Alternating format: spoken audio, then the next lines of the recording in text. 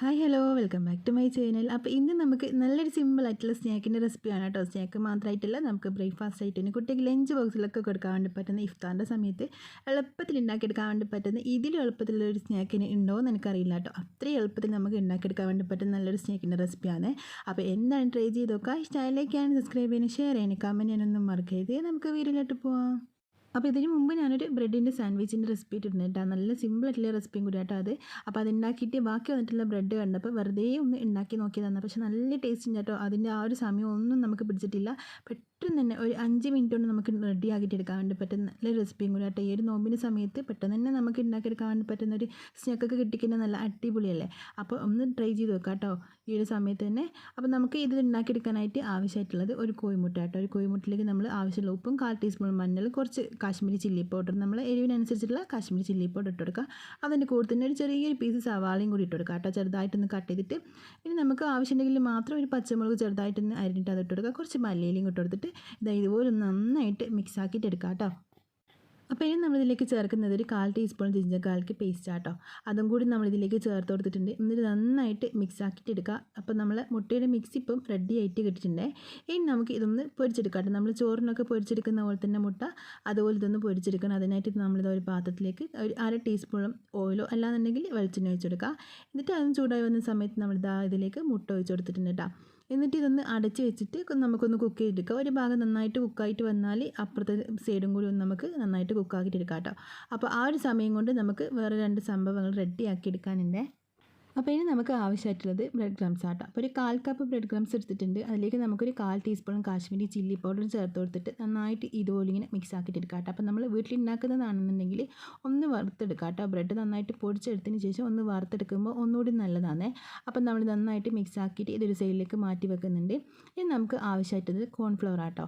അപ്പോൾ 1 മുതൽക്ക് 1.5 ടീസ്പൂണൊക്കെ കോൺഫ്ലവർ എടുക്കുക. അതും കൂടി എടുത്തിട്ട് ഒരു 1/4 കപ്പ് വെള്ളവും ഒരു പിഞ്ചോളം നമുക്കിതിലേക്ക് ഉപ്പും കൂടി ചേർത്ത് കൊടുത്തിട്ട് നന്നായിട്ട് മിക്സ് ആക്കിയിട്ട് അതും കൂടി ഒരു സൈഡിലേക്ക് മാറ്റി വെക്കാം കേട്ടോ. ഇനി കോൺഫ്ലോർ ഇല്ലെങ്കിൽ പ്രശ്നമൊന്നുമില്ല, നമുക്ക് മുട്ട എടുക്കാം. അല്ലാന്നുണ്ടെങ്കിൽ മൈദ വേണമെന്നുണ്ടെങ്കിൽ മൈദ എടുക്കാം കേട്ടോ. അപ്പോൾ നന്നായിട്ട് ഇതുപോലെ ഇങ്ങനെ മിക്സ് ആക്കിയിട്ട് ഇതൊരു സൈഡിലേക്ക് നമുക്ക് മാറ്റി വെക്കാം. അപ്പോൾ ഈ ഒരു സമയം കൊണ്ട് നമ്മൾ മുട്ട റെഡി ആയിട്ട് വന്നിട്ടുണ്ട് കേട്ടോ. ഇനി നമുക്കൊന്ന് തിരിച്ചിട്ട് കൊടുത്തിട്ട് ആ ഒരു ഭാഗം ഒന്ന് കളറൊന്നും മാറ്റിയെടുക്കാം കേട്ടോ. ഒരുപാട് സമയമൊന്നും വെക്കേണ്ട, ഒരു 10 സെക്കൻഡ് മാത്രം മതിയാവും കേട്ടോ. അപ്പോൾ ആ ഒരു ഭാഗം കൂടി നമ്മളൊന്ന് കളർ മാറ്റി എടുത്തിട്ടുണ്ട്. ഇനി നമുക്കിതൊരു പാത്രത്തിലേക്ക് അങ്ങ് മാറ്റി കൊടുക്കാം. അപ്പോൾ ഇനി നമുക്ക് ഈ ഒരു മുട്ടയൊന്ന് കട്ട് ചെയ്തെടുക്കണം കേട്ടോ. കുറച്ച് നീളത്തിൽ അധികം വീതിയില്ലാത്ത രീതിക്ക് നമുക്കൊന്ന് കട്ട് ചെയ്തിട്ടെടുക്കാം. എന്നിട്ട് നമുക്ക് നമ്മളെ ബ്രെഡും ഇതുപോലെ തന്നെ ഒന്ന് കട്ട് ചെയ്തിട്ടെടുക്കണം കേട്ടോ. നമ്മളെ ബ്രെഡ് പീസ് നമ്മൾ 2 പീസാക്കിയിട്ട് എടുക്കുന്നത്. അപ്പോൾ ആ ഒരു വലുപ്പത്തിൽ നമുക്ക് ഇതൊന്ന് അതിൻ്റെ ഉള്ളിലേക്ക് വെക്കാനുള്ള ആ ഒരു പാകത്തിന് വേണ്ടിയിട്ട് നമ്മളിത് കട്ട് ചെയ്തെടുക്കാൻ വേണ്ടിയിട്ട് ഇപ്പം നമ്മളിതാ മുട്ടയൊക്കെ നന്നായിട്ട് കട്ട് ചെയ്തിട്ട് മാറ്റി വെച്ചിട്ടുണ്ട്. അപ്പോൾ ഇനി നമുക്ക് ബ്രെഡ് എടുക്കാം കേട്ടോ. അപ്പോൾ ഒരു പീസ് ബ്രെഡ് എടുത്തിട്ടുണ്ട്. അതിൻ്റെ മുകളിലേക്ക് നമ്മൾ വേറൊരു പീസ് ബ്രെഡും കൂടി വെച്ച് കൊടുത്തിട്ട് അതിന് ആ ഒരു സൈഡ് ഭാഗം ഒന്ന് വളഞ്ഞ പോലെ ഉള്ളത് കൊണ്ടാട്ടോ ഞാൻ ഒന്ന് കട്ട് ചെയ്ത് മാറ്റി കൊടുത്തത്. എന്നിട്ട് കട്ട് ചെയ്തിട്ടുള്ള ആ ഒരു ബ്രെഡിൻ്റെ നടു പീസ് നമ്മൾ വീണ്ടും ഒന്ന് കട്ട് ചെയ്തിട്ട് കൊടുത്തിട്ടുണ്ട്. എന്നിട്ട് അതിൻ്റെ മുകൾ ഭാഗത്തുള്ള ബ്രെഡ് മാറ്റി കൊടുത്തിട്ട് അതിൻ്റെ മുകളിലേക്ക് നമ്മളിതാ നേരത്തെ കട്ട് ചെയ്തിട്ടുള്ള ആ ഒരു മുട്ട വെച്ച് കൊടുത്തിട്ടുണ്ട് കേട്ടോ. അപ്പോൾ മുട്ടയുടെ ബാക്കി വരുന്ന ഒരു ഭാഗം നമുക്ക് വേണമെന്നുണ്ടെങ്കിൽ കട്ട് ചെയ്ത് മാറ്റി കൊടുക്കുക. അല്ലാന്നുണ്ടെങ്കിൽ ഇതുപോലെ തന്നെ ഒന്ന് മടക്കിയിട്ട് മുകളിൽ നമുക്ക് ബ്രെഡ് വെച്ചിട്ട് ഒന്ന് പ്രസ്സാക്കി കൊടുത്താൽ മതിയേ.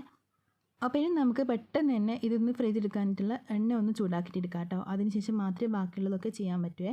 അപ്പം നമ്മൾ നേരത്തെ മുട്ട റെഡിയാക്കി എടുത്ത ആ ഒരു പാത്രത്തേക്ക് തന്നെ ആവശ്യമുള്ള ഓയിലോ വെളിച്ചെണ്ണ വെച്ച് കൊടുത്തിട്ടുണ്ട്. എന്നിട്ട് അതൊന്ന് ചൂടായി വരുന്ന ആ ഒരു സമയം കൊണ്ട് നമുക്കിതുപോലൊന്ന് ഇതിനൊന്ന് നമ്മൾ ആദ്യം തന്നെ കോൺഫ്ലവറിലൊന്ന് മുക്കിയെടുക്കുക. എന്നിട്ട് ബ്രെഡ് ക്രംസിൽ ഇതുപോലെ ഒന്ന് കോട്ട് ചെയ്തിട്ടെടുക്കുക കേട്ടോ. അപ്പോൾ നമ്മൾ ആദ്യം എണ്ണ ഫ്രൈ ചെയ്യാനുള്ള എണ്ണ അവിടെ ചൂടാക്കാൻ വേണ്ടി വെച്ചിട്ട് വേണം നമ്മളിത് ചെയ്യാൻ വേണ്ടിയിട്ട് കേട്ടോ. അല്ലാന്നുണ്ടെങ്കിൽ ഇത് നമ്മളങ്ങനെ ഉണ്ടാക്കിയിട്ട് അവിടെ ഇങ്ങനെ വെക്കുന്ന സമയത്ത് പൊടിഞ്ഞു പോകും. നമ്മൾ എടുക്കുന്ന ബ്രെഡ് ചിലപ്പോൾ നല്ലതായിരിക്കും, അല്ലാന്നുണ്ടെങ്കിൽ ചിലത് പണി തരുന്ന ബ്രെഡും ഉണ്ടാകും. അപ്പോൾ അതുകൊണ്ട് തന്നെ നമ്മൾ ആദ്യം ഒന്ന് ഓയിലൊന്ന് ചൂടാക്കാൻ വെച്ചതിന് ശേഷം ഇതുപോലെ ചെയ്യുന്നതായിരിക്കും കേട്ടോ ഒന്നുകൂടി നല്ലത്. അപ്പോൾ ഈ ഒരു സമയം കൊണ്ട് നമ്മൾ ഓയിലൊക്കെ നന്നായിട്ട് ചൂടായിട്ട് വന്നിട്ടുണ്ട്. ഇനി നമുക്കിതിലേക്ക് ഓരോന്നോരോന്നായിട്ട് ഇതുപോലെ ഇങ്ങനെ അങ്ങ് വെച്ച് കൊടുക്കാം കേട്ടോ.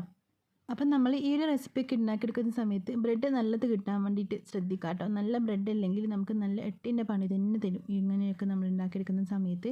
അപ്പോൾ നല്ല ബ്രെഡാണെങ്കിൽ നമുക്ക് സിമ്പിളായിട്ട് പെട്ടെന്ന് അങ്ങ് ഉണ്ടാക്കിയെടുക്കാനും പറ്റും കേട്ടോ. അപ്പോൾ ബ്രെഡ് പ്രശ്നമായത് കൊണ്ട് തന്നെ എനിക്ക് അധികം കോൺഫ്ലവറിൻ്റെ മിക്സിയിലേക്ക് അങ്ങ് മുക്കിയെടുക്കാൻ പറ്റിയിട്ടില്ല.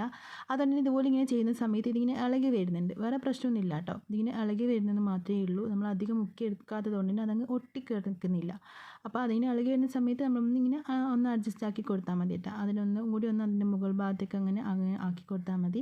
അപ്പോൾ 2 സൈഡ് ഇതുപോലെ ഇങ്ങനെ തിരിച്ച് മറിച്ച് ഇട്ട് കൊടുത്തിട്ട് ഒന്ന് ഗോൾഡൻ ബ്രൗൺ കളർ ആക്കിയിട്ട് എടുക്കാം കേട്ടോ. ബ്രെഡ് ആയതുകൊണ്ട് തന്നെ ഇതിങ്ങനെ ഫ്രൈ ചെയ്യുന്ന സമയത്ത് അടുത്തുനിന്ന് മാറാനേ പറ്റില്ല കേട്ടോ. പെട്ടെന്ന് നമുക്ക് കരിഞ്ഞു പോകാനുള്ള ചാൻസ് ഉണ്ട്. അപ്പോൾ ഇതാ ഒരു ഭാഗം നമ്മൾ നന്നായിട്ട് കളർക്ക് മാറി വന്നപ്പോൾ തിരിച്ചിട്ട് കൊടുത്തിട്ട് ആ ഒരു ഭാഗം കൂടി ഒന്ന് കളർ മാറ്റി എടുത്തിട്ടുണ്ട് കേട്ടോ. അപ്പോൾ നമ്മൾ അടിപൊളി റെസിപ്പി റെഡി ആയിട്ടുണ്ട്. ഇനി നമുക്ക് പാത്രത്തിലേക്ക് മാറ്റി കൊടുക്കാം.